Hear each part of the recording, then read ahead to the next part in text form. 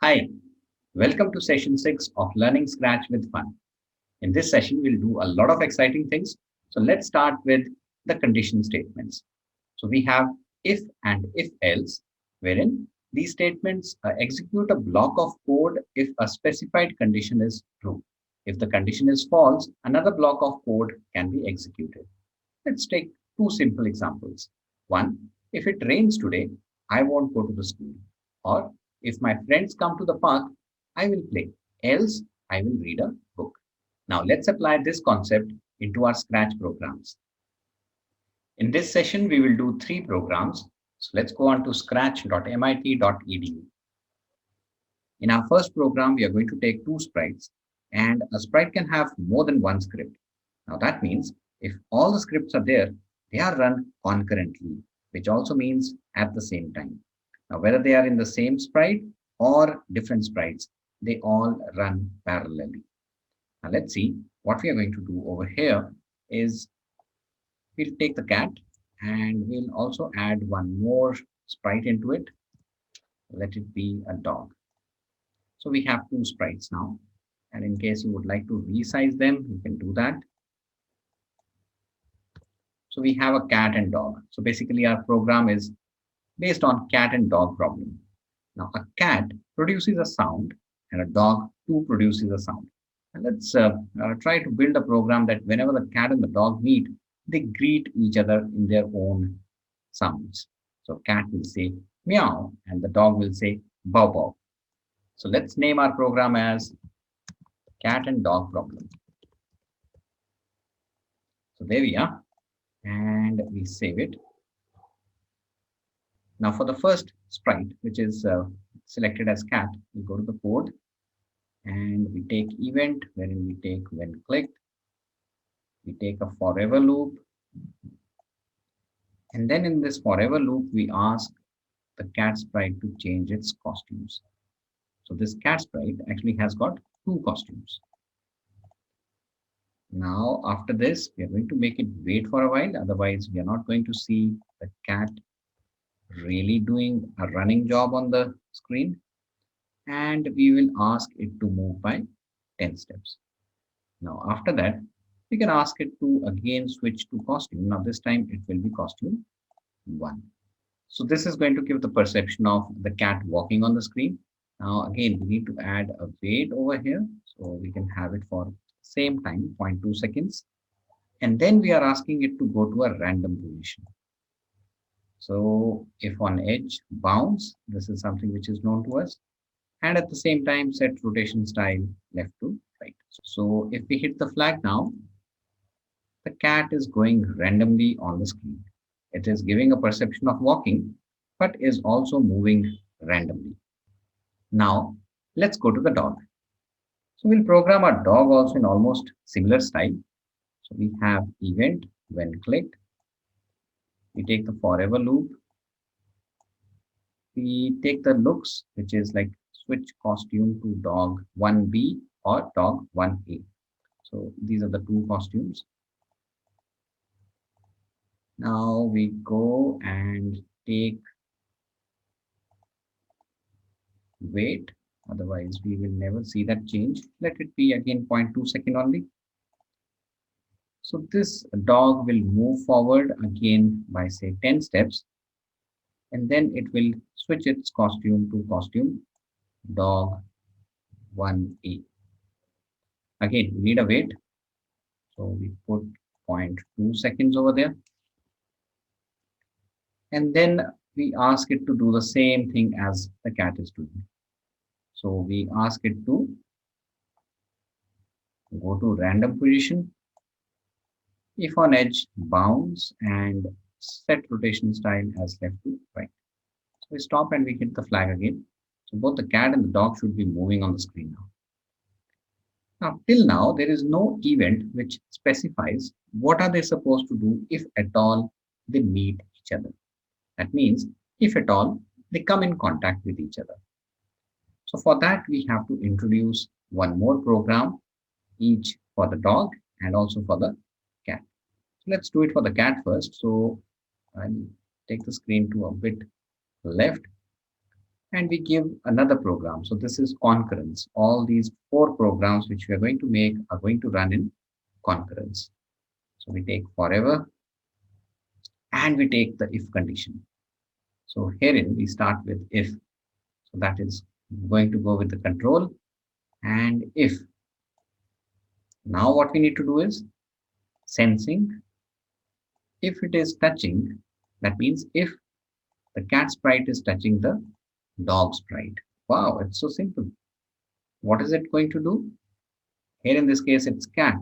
So it's going to produce sound meow, which is for a cat. Let's go to the dog now. Again, over here, we take the same program. When clicked, let me move it a bit left. And then we take forever.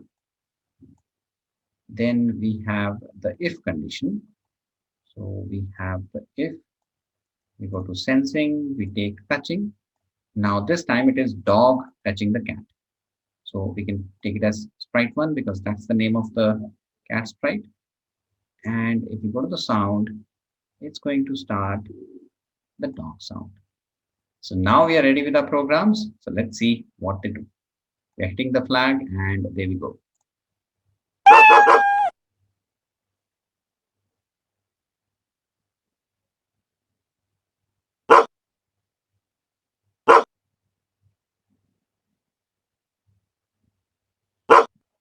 So we can hear the dog and the cat producing their own sounds once they meet and greet each other. That was our program, Cat and Dog Problem. Now time to go forward. So we will take a new program, file new. So in this case, we are going to make a game called Flappy Bird. Now, the best part is the parrot is our favorite. So we'll take the parrot. We'll remove the cat. We don't want the cat to be there when the parrot is around. And we can reduce its size to say 50. Now here we have two challenges in this.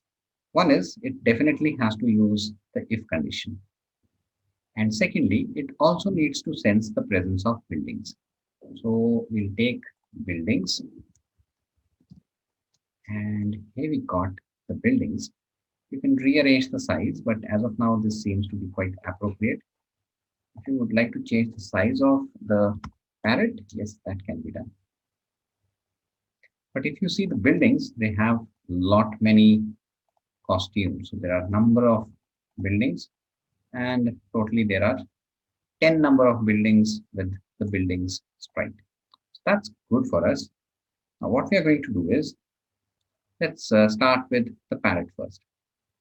So we'll go with the event when clicked and let it be somewhere over here when it starts. Will that be good? We can take the coordinates and we can ask it to go to so and so place. Now we start our main program. So we go with forever and then we ask the parrot to change its costume. So switch costume to, you can say parrot B or you can say parrot A. That is up to you. And we'll ask it to wait for a small fraction of time and that is like say 0.2 seconds. We'll change if this does not work nicely. Now we want the parrot sprite to keep on falling down. So that is y-axis. So what are we going to do is change y by, now it has to fall down. So that means negative y-axis, so minus 10. And once it is done with it, again change the costume to, we have taken parrot A, so this time parrot B. So let's make it wait for 0.2 seconds and let's hit the flag. So yes, our parrot is flapping its wings and at the same time it is coming down. So that is one program. Now let's go to the buildings. We want that the buildings should be moving in such a way that they actually give a perception as if the parrot is actually moving forward. So what are we going to do is we are going to take when clicked and then again in this also we'll take the forever loop and we are going to set the buildings to the extreme right. So you can actually place it somewhere over here and this is the extreme right. So in actual it should be 200 50. So that's like the extreme, right? So we are going to set x to 250. And now we are going to repeat and we are going to advance the buildings to the left side of the screen, that is towards the negative x-axis. So what we are going to do is we are going to give it a repeat command, and after setting it to 250 as x, suppose we give it 150 times, you need to change the value of x by, no, not change y, change x by -2. We'll see what happens when the speed is there. And we can also give it next costume. So this stays outside the group. So suppose we stop and we start. Wow, so we can actually see the building advancing towards the left side, but it did not complete the entire transaction. So what we do is we increase the value.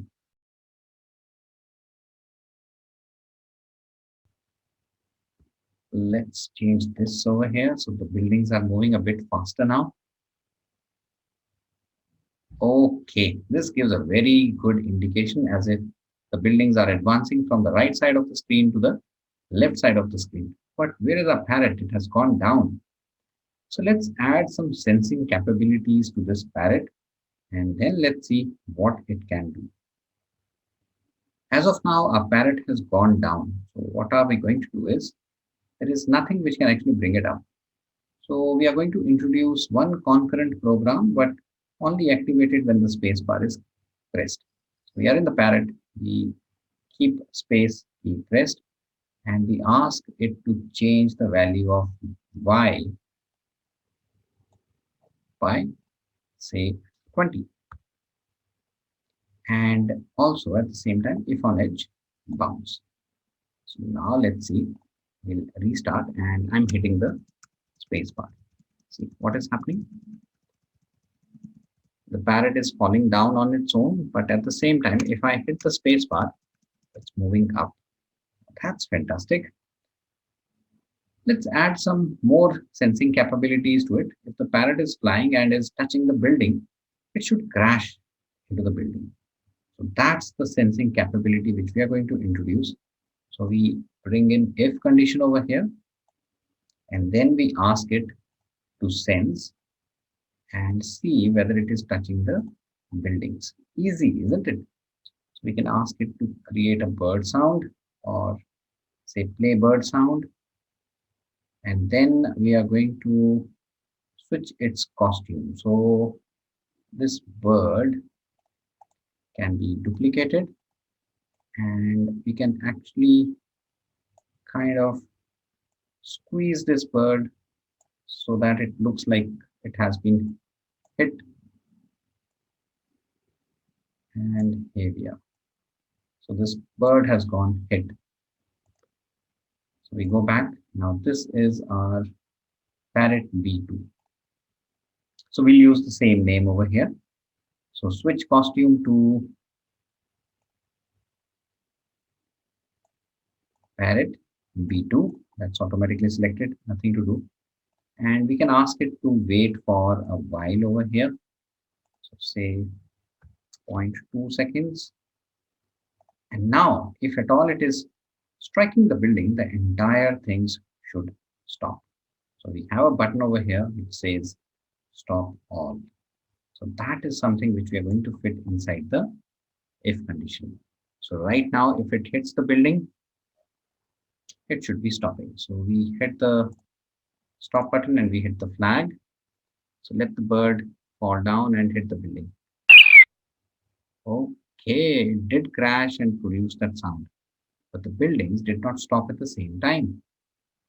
So can we reduce the time maybe to 0.1 second and we hit the flag again. Let it strike again. Okay, now there is some timing mismatch, otherwise it would have stopped quickly. So this is creating some sound problem. We'll remove this. We'll go back to sounds and start sound bird only for a fraction of second. So let's see now. So there it comes and it hits. Oh, yes, that's good. So it worked. So this time let it save itself. And now another building is coming wherein it should be squeezed down. Okay, that's fantastic. Our Flappy Bird program is doing great. And this is a kind of a game which we have developed out of the parrot, the buildings, and by using the spacebar. Such a simple thing, isn't it? So we save it. And this was our second program for the day. Now you can try out both the programs and see whether you can do them on your own. So this was for the parrot and this is for the building. Yes, definitely you can change the parameters and see how the program really behaves when it gives the output. So we'll meet again and then we'll do one more program in this session, which is concentric circles. That means circles which actually have common center. Last time we did concentric squares, so this time it's concentric circles. So meet you once you're done with both the programs and then we'll continue ahead. So since you're done with the things, let's go to the new program, which is concentric circles. So we'll rename it as concentric circles. And this time we are going to have two circles which are going to have same center. Now for making so, we have to use a bit of hit and trial as well. So I'll take the pencil for this. Hope you remember changing the center to the tip so that it writes properly. So we'll remove the cat sprite.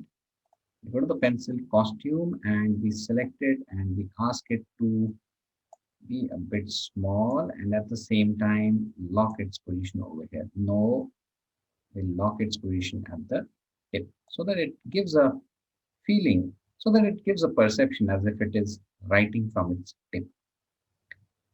Great, we are good to go with the code now. So we'll go with the event when clicked. And the first thing which we are going to do is take a pen block over here and ask it to erase all. And then we ask it for a pen up because we have to shift the coordinates. And we'll ask it to go to a particular location. So suppose we take X and we ask it to go to 0. That means the center and somewhere above the center. Let it be, say, 100. Now, for making a circle, we know what we have to do. We have to repeat it 360 times. So suppose it is 72. So 72 is taken as a number which will be multiplied by 5 to give 360 degrees. Now, at this point, we can actually ask it to bend down and then move forward by a few steps. So suppose 8 steps and then take a turn of say 5 degrees each. Oh, not here, inside this. So we'll drop it inside this. Now this is 1. So let's hit the flag. So here we have our first circle, a circle inside a circle. So we are going to do a pen up and then we are going to do some hit and trial. Now we are going to ask it to go to X0, but Y should be say 70.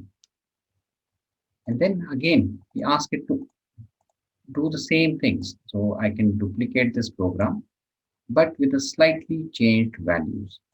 So this has to be a smaller circle. So we'll ask it to advance by lesser number of steps. So let's hit the flag and we start the entire program once again. Okay, that's cool, but this does not seem to be really concentric.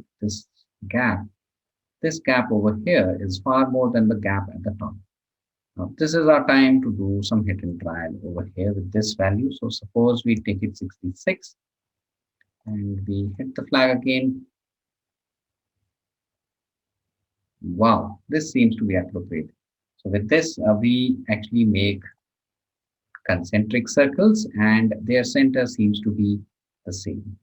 This program seems to be very easy. You might encounter some challenges while you're doing it, But be very careful about the values and you'll be able to get them only by hit and try.